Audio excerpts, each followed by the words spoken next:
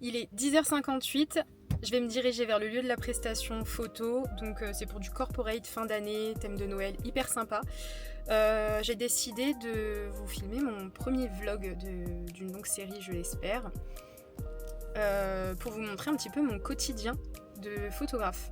Donc je vous ai pas montré un petit peu tout le travail qu'il y avait en amont, donc recharger toutes les batteries, nettoyer le matériel, tout préparer, etc., préparer les cartes SD, et un petit peu tout ça, ni les rendez-vous au préalable, mais je vais vous emmener un petit peu aujourd'hui, donc voilà, comme ça vous pourrez un petit peu découvrir tout ça. J'en ai pour 24 minutes de route, donc c'est parti. Bon, alors c'est bon, je suis arrivée, donc pour vous expliquer un petit peu, je me trouve au loft de Amel Event Paris. Je travaille beaucoup avec eux pour tout ce qui est scénographie, et aussi Amélie Paris, donc, qui est une autre entité qui leur appartient pour toute la partie traiteur. Donc très beau loft comme vous pouvez voir. Donc c'est super, c'est en préparation, il y a tout qui est en train de se mettre en place petit à petit.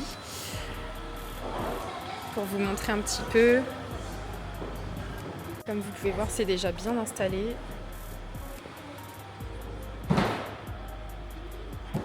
Donc je commence la partie de prise de vue à midi. J'arrive toujours beaucoup à l'avance, 30-45 minutes, parce qu'on ne sait jamais ce qui peut se passer sur la route, et ça me permet bien de m'imprégner du lieu, de pouvoir préparer tout mon matériel, etc. Vous parler un petit peu de ce vlog. Donc c'est le premier d'une série. Je vais voir en fonction de la portée que ça aura, si je publie régulièrement, une fois par semaine, une fois toutes les 2 semaines, ou si ça restera occasionnel pour quand j'ai quelque chose à montrer dans mon quotidien. En tout cas, c'est pour vous permettre de suivre une journée complète dans mon travail de photographe et vidéaste.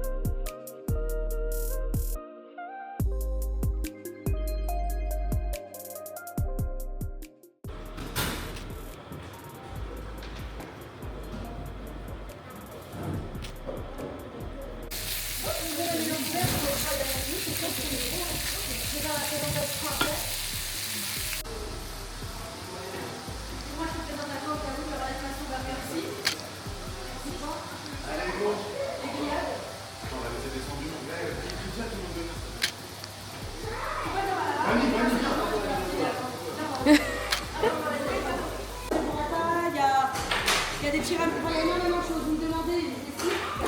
En face de vous, vous avez l'animation burger. Pareil, burger avec sauce fait maison. Vous avez des grillades et ça accompagne en fait une petite animation. Donc,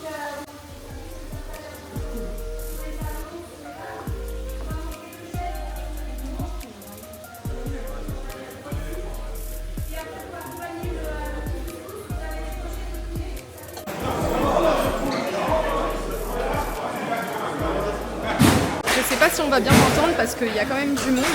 C'est super sympa, il y a une animation avec des jeux d'arcade, etc. Franchement, il y a une très bonne ambiance. Il est 14h15, je viens de finir le reportage de l'événement chez Amel Event Paris.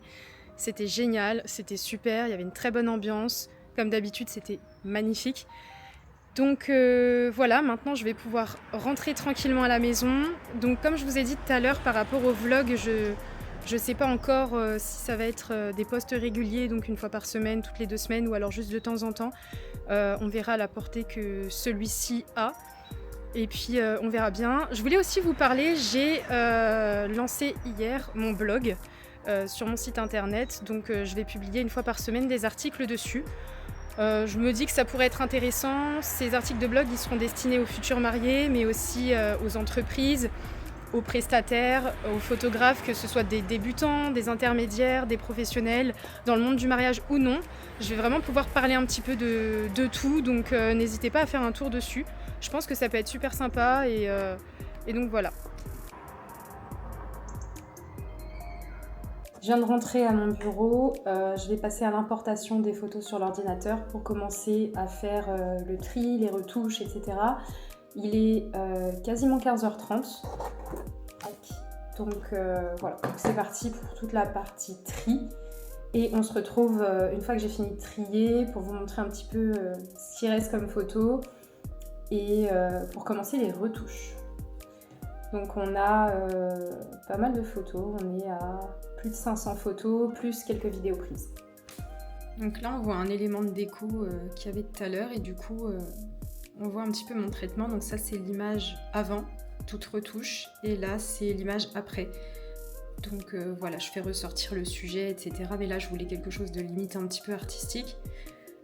Donc voilà, là on a plein de photos que j'ai pu prendre tout à l'heure. C'était vraiment magnifique, comme d'habitude, hein.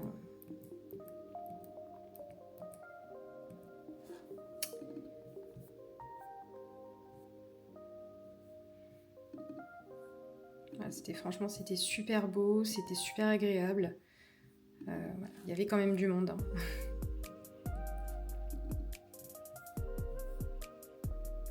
Il commence à faire de moins en moins jour. Mon thé a eu le temps de refroidir. C'est comme ça. Donc là, il est 16h15. Je viens de finir le tri. Donc là, on va passer à la retouche. Donc ma façon de travailler, c'est simple, c'est avec une livraison express, donc sous 24 heures. On a la galerie entière, que ce soit pour un mariage ou un événement corpo, etc. C'est sous 24 heures, sauf s'il y a de la vidéo très longue, etc. Mais ça, je le dis en amont aux clients, ça peut aller jusqu'à 48, 72 heures. S'il faut que je travaille avec une équipe pour aller plus vite, pour tout ce qui est montage, etc., je le ferai. Mais ce qui passe en priorité pour moi, c'est l'expérience client de A à Z, du premier rendez-vous jusqu'à la livraison des photos. Donc ça passe justement par la rapidité également, que ce soit pour les mariages où on a ces photos très rapidement, en très très haute qualité, bien retouchées, etc. Mais très rapidement quand on est encore dans l'ambiance, on va dire. Ça permet d'être encore dans le moment et c'est plus intéressant parce qu'en général, le lendemain, le surlendemain, on reçoit les photos des invités qu'ils ont pris avec leur téléphone, etc. Donc on a moins l'impact des photos. Je trouve ça assez dommage. Donc ma façon de travailler, c'est de livrer les photos très rapidement. Et pour tout ce qui est entreprise également, parce que ça leur permet de pouvoir communiquer sur l'événement très rapidement. Donc ça leur permet sous 24 heures de pouvoir parler de l'événement qu'ils ont fait, que ce soit sur leurs réseaux sociaux, leur site internet, etc. Et c'est beaucoup beaucoup plus important pour une image de marque d'être à même de pouvoir communiquer à l'instant T. Quasiment à l'instant T, sous 24 heures. Donc moi voilà, c'est ma façon de travailler. Je sais que c'est pas la façon de travailler de tout le monde. Chacun sa façon de faire, hein. Évidemment, c'est pas super facile de faire comme moi je fais. C'est beaucoup d'heures de travail d'affilée, très peu de pauses, très peu de sommeil aussi. Mais c'est aussi ce qui fait que je suis photographe vidéaste haut de gamme. C'est toute cette expérience client. Je peux me permettre de faire tout ça parce que je sélectionne mes clients, je sélectionne mes événements.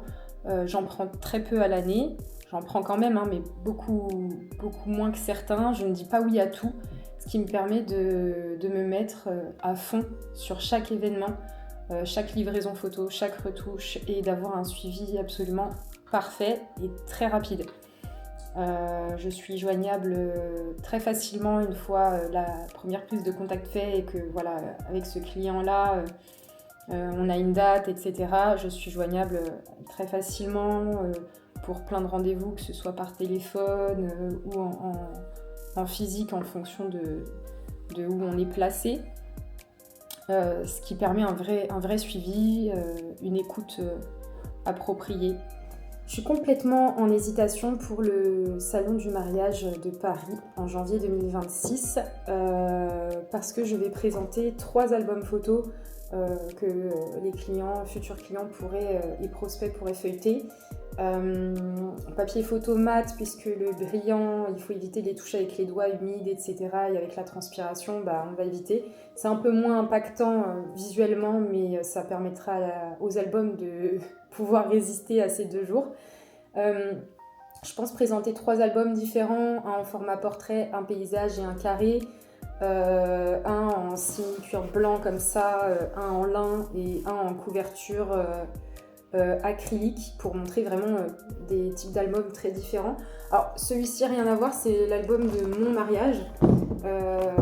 C'est le premier que j'ai trouvé sous la main, mais c'est moi qui l'ai fait faire. Donc voilà, là par exemple c'était une couverture en acrylique, on voit que c'est du simili-cuir blanc, il y a un coffret également. Donc je pense que ça peut être beaucoup plus impactant d'avoir ce genre d'album. Bon, pas en papier brillant du coup, mais voilà, ça peut être pas mal. Donc lui c'est un format portrait, mais je pense que je vais partir là-dessus. Ce week-end, je vais commencer à faire les flyers, les 3 albums. Il va falloir que je les commande très rapidement auprès de mon imprimeur. Je travaille avec un imprimeur très réputé. J'ai un prix très, très réduit étant donné que je suis professionnelle. Donc ça me permet justement d'avoir des impressions de très très haute qualité.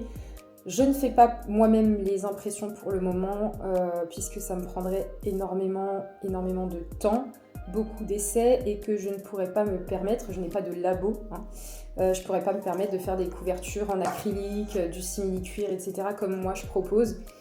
Ce serait des choses un petit peu plus sommaires et étant donné que je vends des prestations haut de gamme, chacun son domaine. L'imprimerie c'est un domaine différent que la photo et la vidéo. Je laisse ça aux imprimeurs.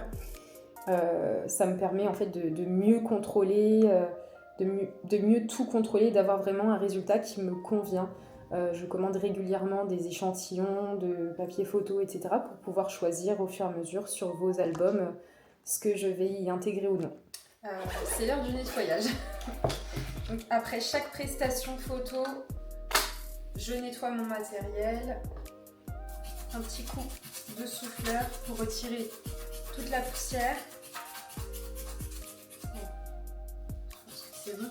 Si jamais il y a de la poussière qui reste, j'ai des petites serviettes microfibres, j'ai un spray exprès. De temps en temps aussi, je nettoie le capteur. Alors, par moi-même et parfois, je vais directement chez Nikon pour qu'ils puissent nettoyer mon capteur correctement. Le capteur, c'est la partie justement qui capte la lumière.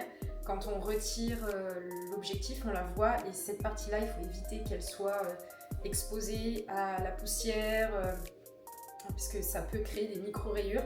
Et c'est vraiment une des parties les plus importantes de votre appareil photo puisque c'est une des parties les plus chères et si elle est morte, votre appareil photo, vous pouvez lui dire au revoir. Donc, c'est aussi ce pourquoi je ne change pas, j'évite de changer mes objectifs en pleine prestation. J'ai 2 boîtiers, je mets les boîtiers adaptés à la prestation.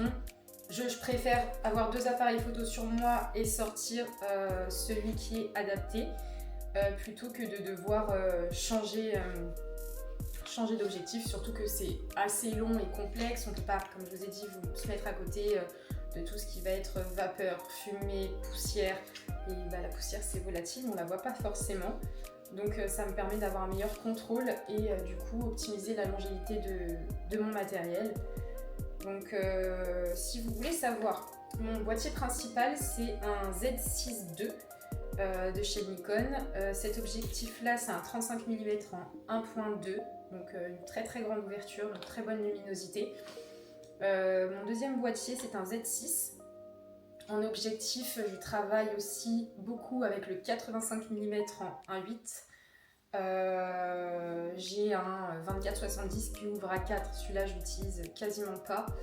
J'ai un 70-200 qui ouvre à 2.8. Celui-ci, il est super pour faire des vidéos, des photos, pardon, un petit peu de loin, un petit peu en paparazzi, surtout pendant les mariages, pour ne pas s'approcher et prendre les gens, leurs émotions, etc. pendant la cérémonie civile, par exemple, ou dans une église ou ce genre de choses où il faut vraiment être très discret. Je ne vais pas venir comme ça en plein devant eux, je leur laisse leur moment d'intimité à tous, vivre leurs émotions pleinement, et moi ça me permet de capter ces émotions au plus proche, tout en étant très discrète et assez éloignée. Donc voilà, ça c'est mon matériel principal. J'ai mon flash Godox aussi, j'ai un micro Rode que parfois j'utilise pour tout ce qui est vidéo. Actuellement je filme avec l'Osmo Pocket 3. Alors j'ai pas mis de micro, rien du tout, je sais pas si le son est super. Je verrai au montage. J'envisage potentiellement d'acheter des micro-cravates pour filmer mes vidéos, mes vlogs, etc. Je filme quelques vidéos avec mon Z6 II en 4K, mais j'avoue quand même que l'Osmo Pocket 3 c'est beaucoup plus pratique. Donc on verra bien, mais je pense investir dans des micro-cravates, un trépied, pour que ce soit plus simple et tout filmer avec ça principalement pour tout ce qui est en tout cas mon contenu sur YouTube, TikTok, Instagram, etc. Tout ce qui est réseaux sociaux. Par contre pour les clients, bien entendu, j'utilise mon appareil. C'est une question d'habitude. Ça peut m'arriver d'utiliser l'Osmo Pocket 3, je ne dis pas, mais c'est pas dans l'optique de faire des films de mariage, mais plus quelques petites vidéos, des contenus un peu sympas, quelques souvenirs. Donc voilà, mais en tout cas, moi je trouve que la qualité est plutôt bien. Pour les vlogs, j'ai pas envie de me casser la tête, donc je filme avec les couleurs normales, pas en délog. J'évite de faire des étalonnages, etc. pour juste un vlog. Par contre, tout ce qui est le reste des vidéos, oui. Si jamais vous vous demandez, je fais le montage des vidéos avec DaVinci Resolve et également CapCut, parce que CapCut c'est quand même beaucoup plus facile à utiliser, la prise en main est plus facile. J'ai commencé sur CapCut ne serait-ce que pour les réseaux sociaux, donc c'est vrai que quand on est habitué à quelque chose c'est difficile d'en revenir, mais j'utilise quand même DaVinci Resolve également. En général je fais un mix des deux. Pour chaque vidéo j'ai quasiment toujours utilisé les deux logiciels. C'est très très rare que j'en utilise uniquement un seul, parce qu'en fait il y a certaines fonctionnalités où je suis beaucoup plus habituée avec l'un ou l'autre. Donc j'adapte, j'utilise un petit peu tout. Le plus important c'est d'avoir le rendu que je souhaite. Donc voilà.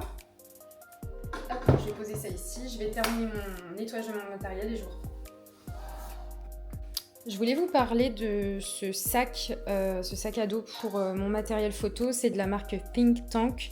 Il est super bien. Par contre, il n'est pas vraiment étanche, donc en fait, il vient avec une espèce de housse. Mais bon, c'est quand même vraiment pas mal. Donc voilà, dedans, on a mon flash, les filtres à flash, tous mes objectifs voilà, qui sont là, protégés, etc. Donc mon micro, mes pare-soleil, mon deuxième boîtier qui est ici. On a mes batteries qui sont à l'intérieur, juste derrière ça. Et justement, je vous prenais parce que j'allais ranger mes filtres. Et puis, je me suis dit que j'allais vous en parler. Les filtres, j'utilise deux marques. J'utilise la marque KF Concept, qui est exactement la même marque que mon trépied. Assez accessible, une très très bonne marque. Et j'utilise également la marque Oya. Ils sont vraiment très bien. Donc ceux-là, c'est vraiment juste des protecteurs. Ici, on a un filtre ND de chez Nikon. Et ceux-là, c'est des Black Mist et ND mélangés, variables. Donc ça me permet de régler l'intensité en tournant la molette.